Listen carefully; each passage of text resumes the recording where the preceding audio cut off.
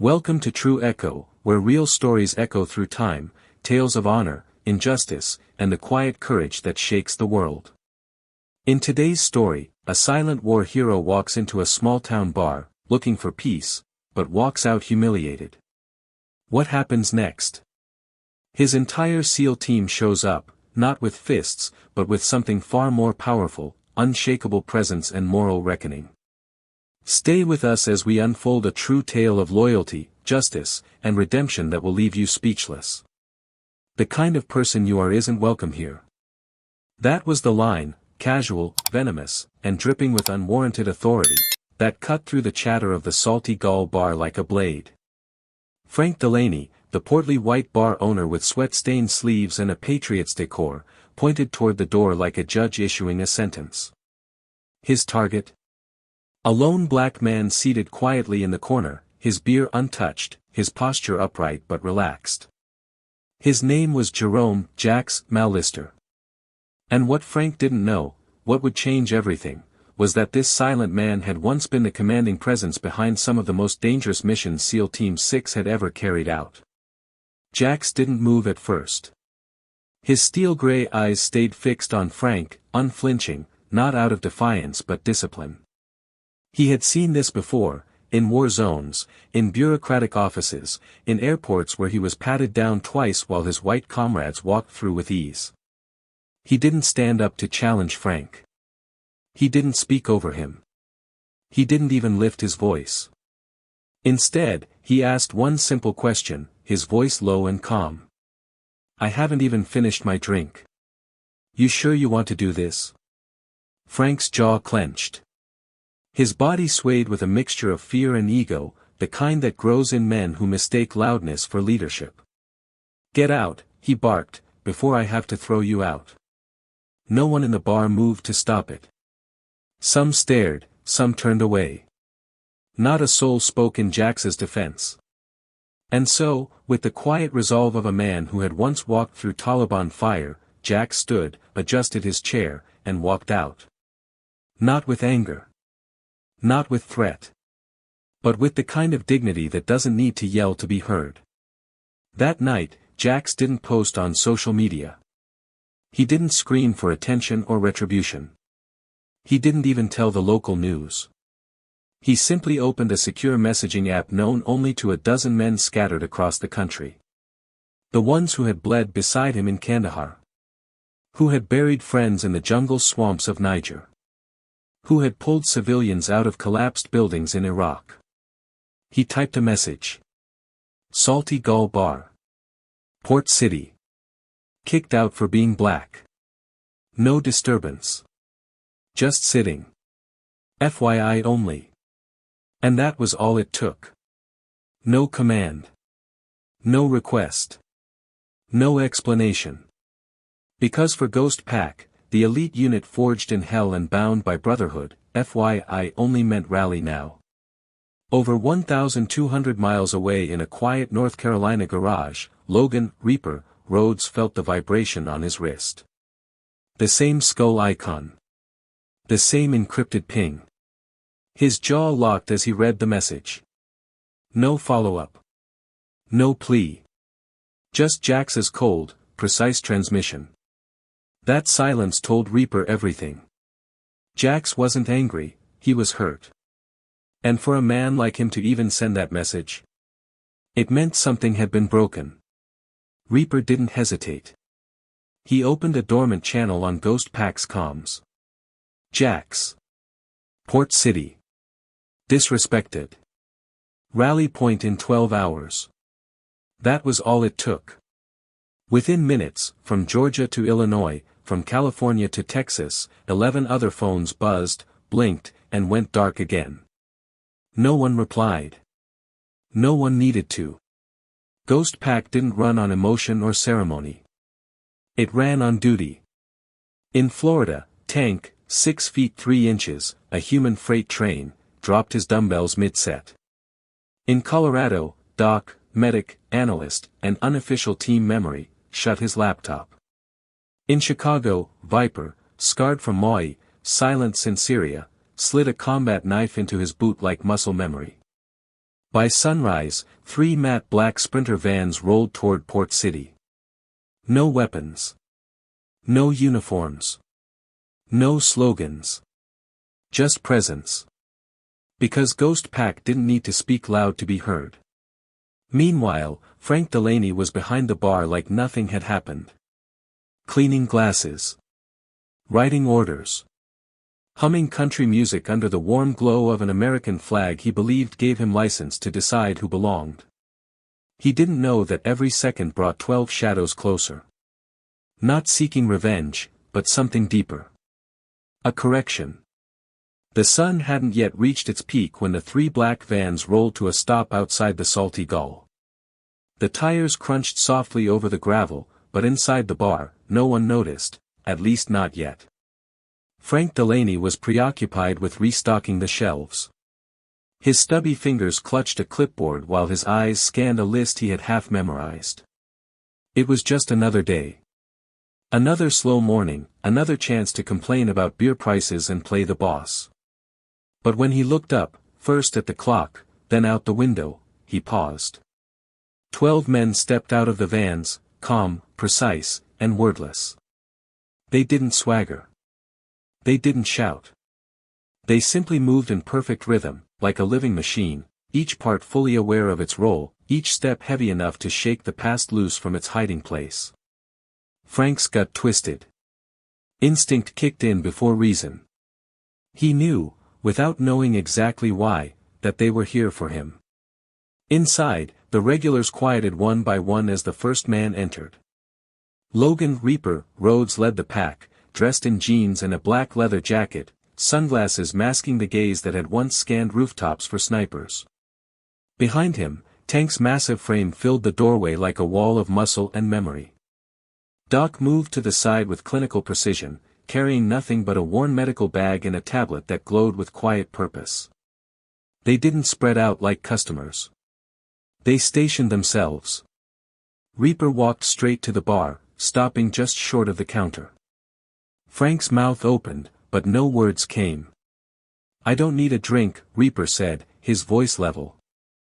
"I need you." Frank laughed nervously, a twitch of defense. I don't know what this is about, but this is my place. I have the right." Reaper's hand came up, not to strike, but to still the air. "No one said you didn't.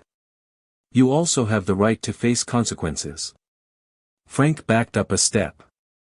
Tank walked slowly toward the wall, where an old guitar hung like a decoration no one had touched in years. He ran his finger across the strings. Dust scattered.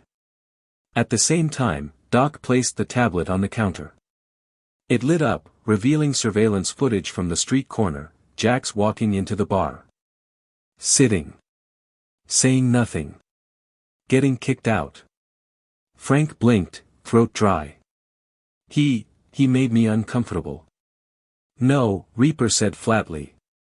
"You made you uncomfortable." Frank looked from one face to the next. None of them looked angry. None of them looked afraid. That was worse. There was no emotion to exploit, no opening to twist into sympathy. Just unwavering presence. Like judgment that didn't need permission. "I support the military," Frank said feebly. "Look at the flag. Look at the picture of my grandfather." Reaper leaned forward slightly. "A flag is not a shield for cowardice. And your grandfather didn't hang that photo so you could shame someone who bled for the same country." Behind the bar, Frank's hand reached for a towel, not to wipe something, but to give his trembling fingers something to do. It slipped from his grasp. "I didn't know who he was," he said, almost pleading. "I didn't know he was a SEAL." Doc stepped forward. "You didn't need to. That's the point." Silence. Heavy. Thick as the air before a storm. Tank folded his arms. Viper rolled up his sleeve, revealing a tattoo, "No one left behind." Frank stared at it. Then Reaper asked the question. The one he'd been holding until the silence could take no more weight. "What do you think you did?" Frank didn't answer. "What do you think?" Reaper repeated, his voice like a blade lightly resting on skin, when you saw a quiet black man sitting in your bar, and the only thing you could feel was fear. Frank's lips parted. But nothing came out. Not at first. Then it broke, ragged, raw. I was scared, he said. I don't know why. He was quiet, and he looked at me, and it felt like judgment. Like I didn't belong in my own place anymore. He hated how pathetic it sounded. But it was real. Reaper nodded, just once. That's the first honest thing you've said. Doc placed a phone on the counter. The screen lit up with one number already queued. You're going to call him, Reaper said. Right now. No script. No lies. Just the truth. Frank stared at the screen like it was a gun. But it wasn't. It was something heavier. He picked it up. Dialed. The line rang once. Twice. Then a voice came through, low, calm, unmistakably composed. Jack's here. Frank took a breath, the first real one he'd taken in hours. Mr. Mallister, this is Frank Delaney. I was wrong. What I did was. It was shameful. I judged you before you said a word. I disrespected you. I disrespected what you gave to this country. I'm sorry. If you'd let me. I'd like to invite you back. Not as a customer. But as someone this town owes its respect. A pause. Then Jax's voice again. I hear your words. I don't need free beer. I don't need image repair. But remember that feeling. If you remember that, maybe you'll learn to change. The line went dead. Frank set the phone down like it had burned him. Reaper stepped closer, closer than before. Now, he said, you'll donate $10,000 to the Navy SEAL Foundation. In Jax's name. Not to atone. To remember. Frank blinked. 10,000. Doc opened the tablet. We'll help you fill in the form. No threats. No raised voices. Just resolve. Frank sat in the office behind the bar like a man caught in a sudden downpour, drenched in the weight of decisions he never thought he'd be held accountable for. His hands hovered over the keyboard as Doc, seated calmly beside him, pulled up the Navy SEAL Foundation's donation page. 10,000, Doc repeated without emotion. To the Jerome Mallister Fund. Frank blinked at the screen. That's a lot of money, he mumbled, not to negotiate, but to stall. Doc didn't flinch. It's not for charity. It's a marker. Something you'll see on your bank statement every month. A reminder. A moment passed.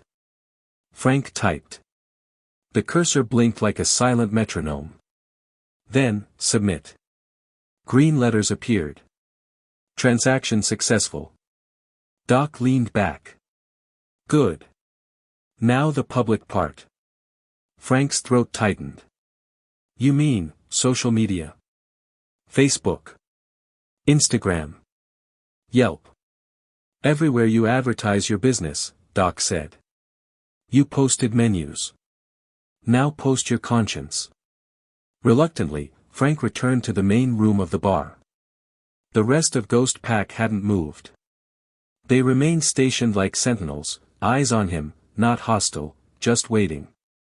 Reaper stood by the bar with his arms crossed, Tank leaned against the wall near the door like a living monument, and Brick sat near the jukebox, flipping through pages of an old bar ledger he'd somehow found amusing. Frank pulled out his phone, turned toward the counter, and opened Instagram. Then Facebook. Then Yelp. One by one. He typed.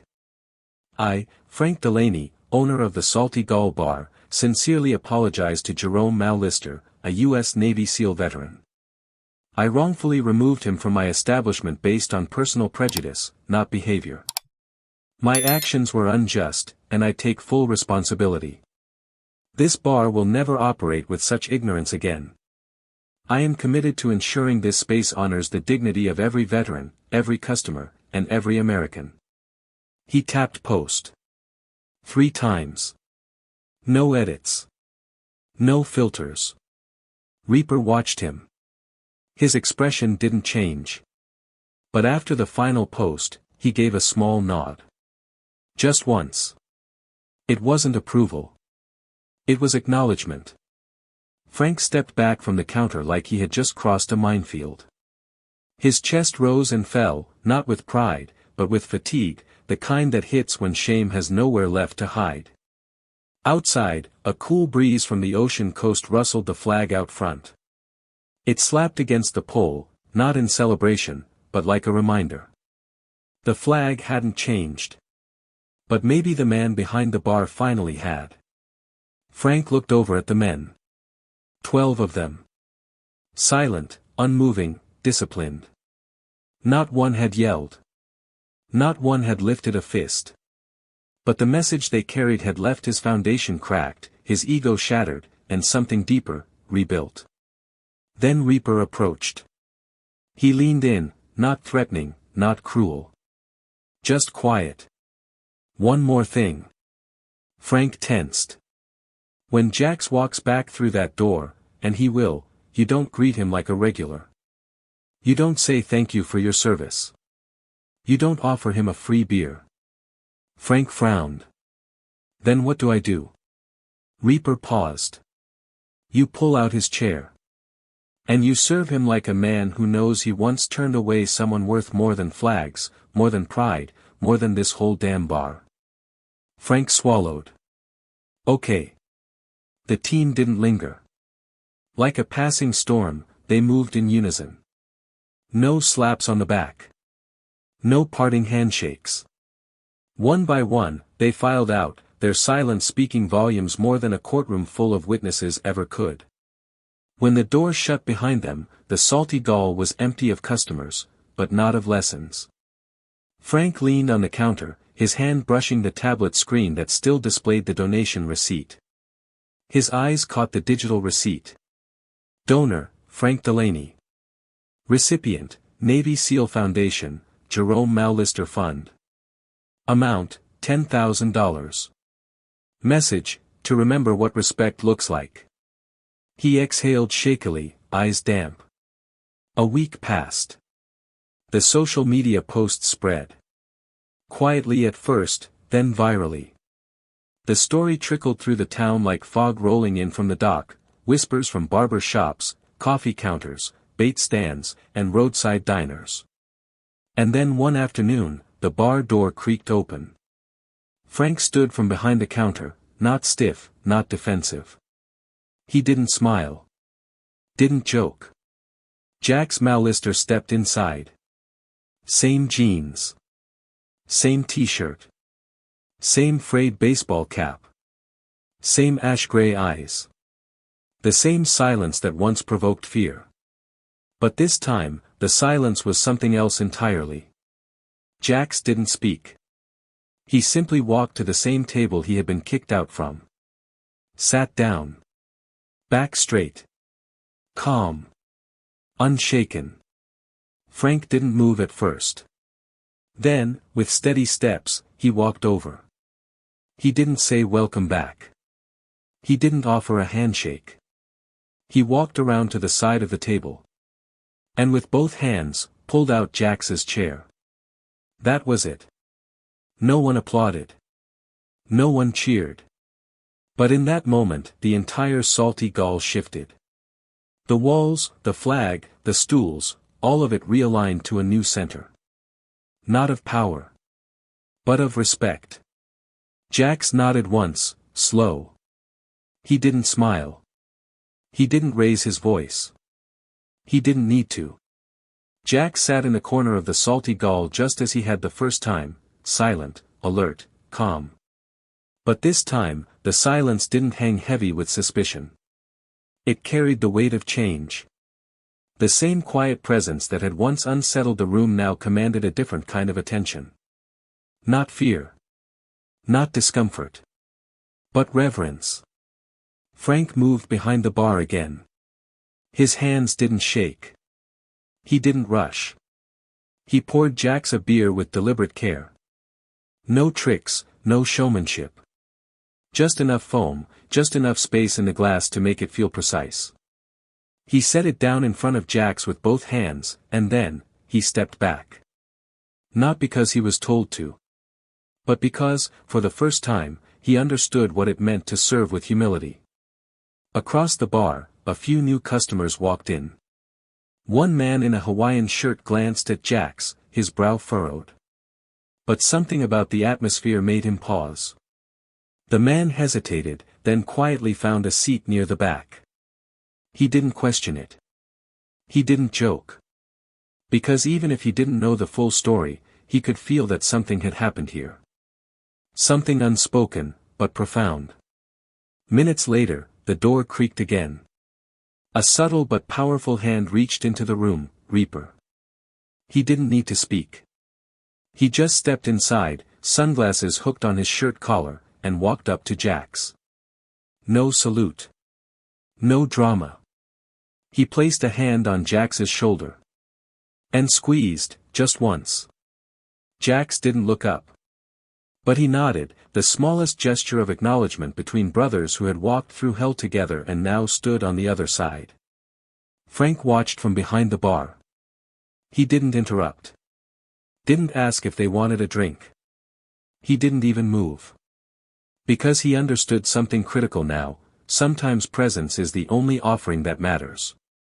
A few more minutes passed. Then Jack stood. Left the beer half finished on the table. Reached into his pocket, pulled out a folded bill, twice the amount needed, and left it there. No need for change. Frank instinctively reached out. Hey. Reaper raised his hand gently and shook his head. Don't. That's part of his honor, he said. You don't return that. Jax exited without looking back. His boots thudded softly against the wooden floor. No one else in the bar spoke. Not a soul. It was as though everyone instinctively understood this wasn't just a man leaving a bar. This was a man reclaiming his place in a country that had tried to erase him in silence. That day, the salty gull didn't transform through grand speeches or flashy promises. It transformed through gestures. Through eyes that learned to meet another's with dignity instead of fear. And it didn't stop there. Frank's changes weren't performative. He didn't hang a new sign reading, "Veterans Welcome." He didn't redesign the logo or rebrand. He didn't need to. Because the changes were in how he acted. He no longer cut off customers mid-sentence when they brought up race. He started tipping every veteran who passed through, even if they only ordered water. He took down the photo of his grandfather and replaced it with two items, a folded American flag in a glass case and a photo of Jack standing at the harbor, wind in his hair, eyes distant. No caption. When asked, Frank simply said, "That's the man who taught me how to listen." Word spread across Port City. Not from newspapers, not from Facebook shares. But from whispers. From the old fisherman who told his grandson, "This bar used to be different." From the local mechanic who said, "Frank, he's not the same guy anymore." And slowly, the clientele changed too. More veterans stopped by. More black locals walked in, hesitantly at first, then with growing trust. No one forgot what happened. But that was the point. Because redemption doesn't erase the past. It honors it by ensuring it never happens again. A few days later, Jax received a letter. A real letter. Not a text. Not an email. Not a DM. Inside was a handwritten note on thick white paper, written in deep blue ink. Jerome. I'm not writing to ask for forgiveness. I'm writing because I need you to know that I finally see it. I see what I've been blind to for years. If you ever choose to come back, it won't be as a favor to me. It'll be as someone this place doesn't deserve, but desperately needs. If that day comes, I'll be here, not as the bar owner, but as someone learning how to serve, not command. Frank Delaney. Jax folded the note once and tucked it in his back pocket. He didn't reply. He didn't need to.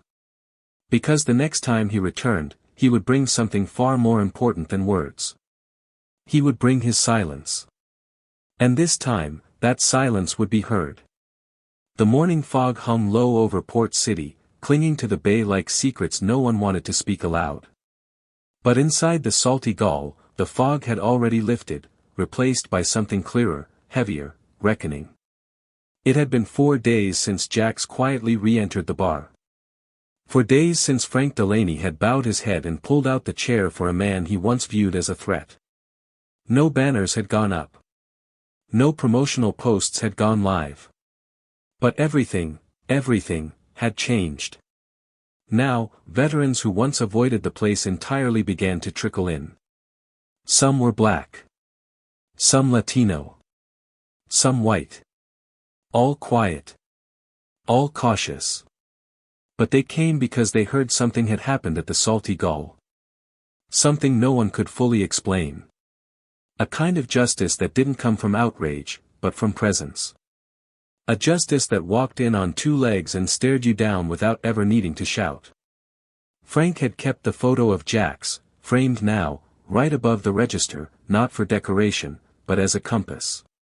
Every time he reached for the cash drawer, he saw those gray eyes. And every time he did, he asked himself the same question.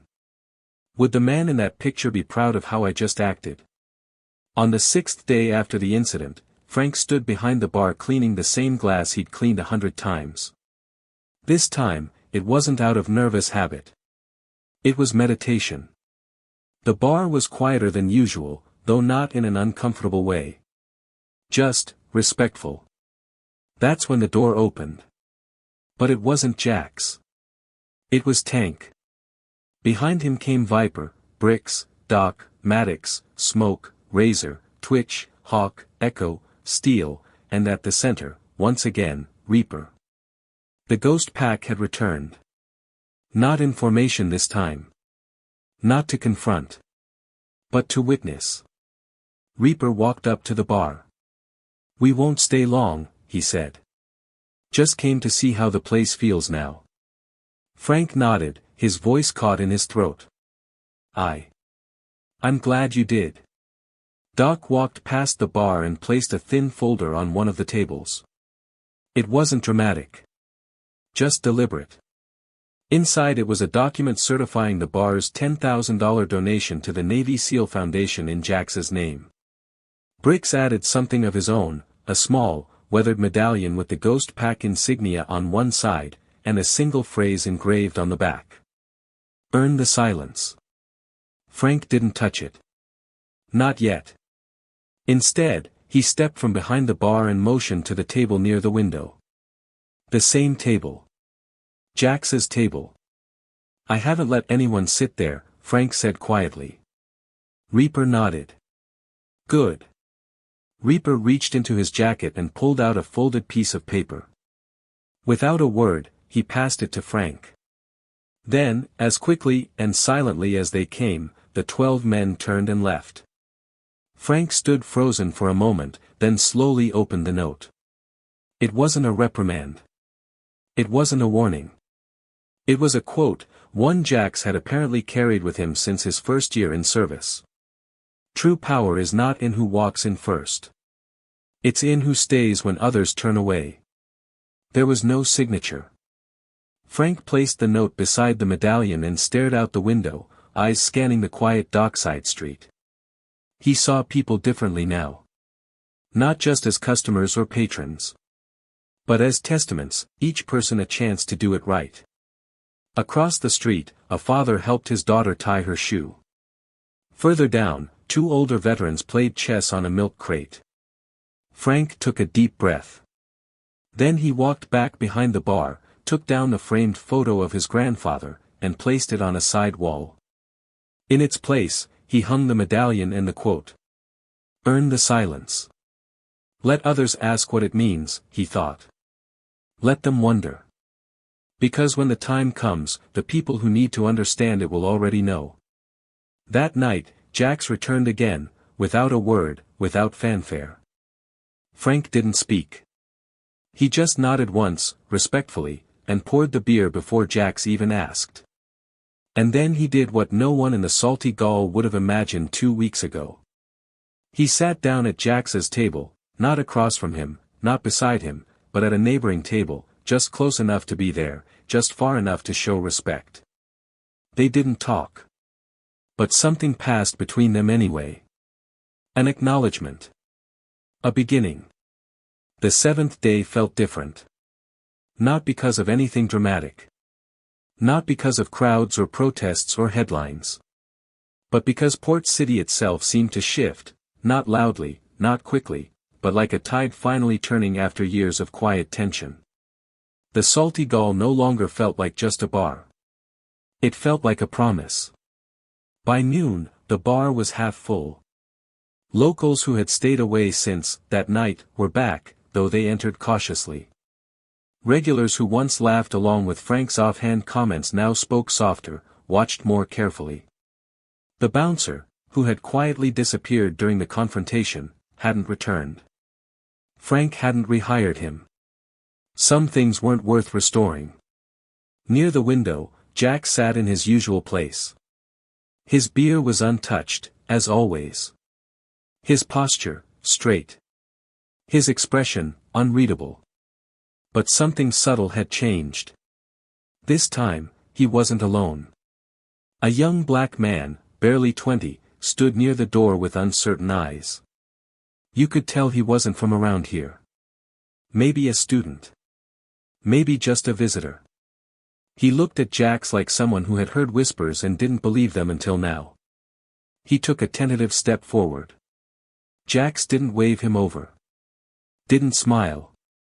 But he shifted slightly in his seat, pulling out the chair across from him with his foot, just enough to be seen. The young man hesitated, then walked forward and sat. They said nothing. But the air between them was alive. Frank watched from behind the bar, eyes locked on that table. His jaw clenched, then slowly relaxed. He stepped into the back room and returned holding a sealed envelope. The same letter he had written days ago. He walked across the floor, past the booths, past the bar stools, until he reached the table. He set the envelope down in front of Jax. Jax didn't move to open it. He just looked at Frank, long enough to let the gesture breathe. Frank nodded, then turned and walked away. He didn't expect a thank you. He didn't need one. That afternoon, something quiet and powerful unfolded in the most ordinary way. A tourist couple came in. A group of Navy retirees shared beers at the back. 2 kids played quietly on their phones while their dad ordered lunch. But everyone, even the unaware, felt it. The bar had changed. It had been rewritten. Not through advertising or image management, but through action. Through one man's humiliation and his brother's response. Through presence, not protest. Through correction, not destruction. And most of all, through silence, earned and held with reverence. A few hours later, Jax finished his beer. He stood slowly, nodded once to the young man across from him, and walked to the bar. He reached into his pocket and placed another folded bill on the counter, twice the price of the drink, just like before. Frank stepped forward. This time, he didn't reach to give change. He simply placed his hand on the bar and said, "We'll keep the rest for the flag fund." Jax nodded once. Then turned and walked out. The door shut behind him gently. He didn't look back. He didn't need to. And Frank? He didn't watch Jax leave this time. He watched the others. The ones who looked at the seat Jax had vacated with new eyes. The ones who stepped into that space after him, more careful, more quiet, more human. In the days and weeks that followed, Port City told the story in 100 different ways. At the barber shop, the old man called it, "the day 12 ghosts walked in." At the docks, fishermen called it, "the day silence shut a bar down and reopened it better." But every version ended the same. A black Navy SEAL got kicked out of a bar for sitting too quiet. The next day, his entire team walked in. They didn't yell. They didn't fight. They just stood there until the whole room remembered what dignity looks like. And that was enough. What happened in that small bar wasn't just about race. Or power. Or veterans. It was about a moment, when silence became louder than prejudice, and presence became stronger than pride. Jerome Jax Maulister didn't reclaim his seat with fists or fury. He did it with poise. With integrity. With the quiet strength that comes from years of sacrifice and a lifetime of being underestimated. In a world that often confuses loudness with leadership, let this story remind us. Sometimes the strongest way to stand up is to sit down. If this story moved you, share it. Comment below with your thoughts. And most importantly, subscribe to True Echo for more real, powerful stories that restore your faith in quiet courage, honor, and human dignity.